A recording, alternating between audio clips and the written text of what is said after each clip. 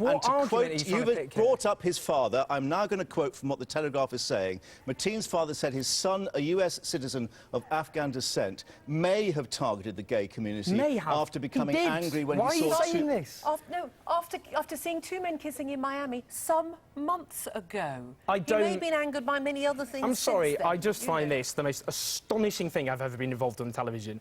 If he'd walked into a synagogue and massacred dozens of Jewish people, you wouldn't be saying what you're saying now. We're not saying he's not homophobic. You would be talking about it as an anti-Semitic attack. This was a deliberate attack on LGBT people. It was a deliberate attack on the LGBT community. As it was on those people in the back. It's not bizarre. We are trying to draw parallels in terrorist attacks on people who are being attacked, whether they are enjoying rock music in Paris, whether they are gay people in Florida enjoying a night out. This was an attack on LGBT people. This was a homophobic attack. Can I say that what the issue? Okay, I completely accept, as he does, that it was a homophobic attack.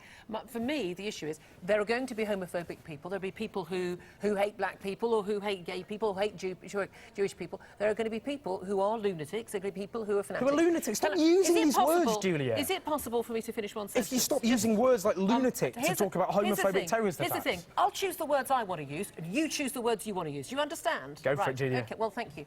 So, whoever these people are, and whatever their motivations are, the key thing is we're always going to have mad and bad people in the world.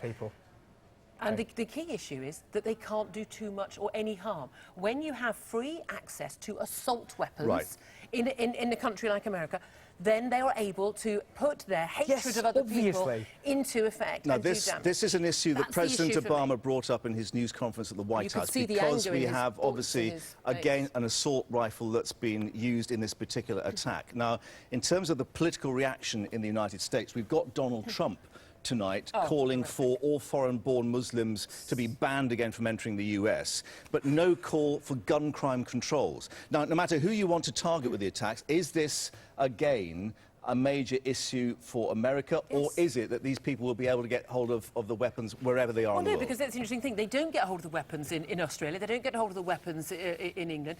You know, Canada actually has more guns per person than America, but they have controls over who can have them. It is absolutely absurd. Look, if America were not going to do something about gun control after Sandy Hook in 2012, if you're going to watch 6- and 7-year-olds being massacred and you don't think you need to act, they are never going to act. I think I'm right in saying Old Compton Street was a nail bomb? Yes, it was.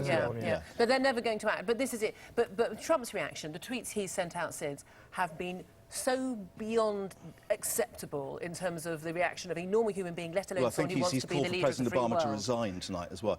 Let's go back. There's something else here in the Telegraph coverage which I think we need to bring up, Owen, in relation to your point. And that is, I think that we've got a warning, or at least a call from, just going to move it across, a spokesman for Stonewall, saying that people would be feeling vulnerable. And basically indicating... Are you going to have an LGBT voice talking about it? Interesting. Sorry? Nothing. Carry on. Go on. Owen, seriously. I've had enough of this. Let me go home. Owen, genuinely. We're trying to have a civilised conversation. I know you're upset. You're upset. I'm very upset. I'm quite right. Everyone's upset and angry about this, but storming off a TV set...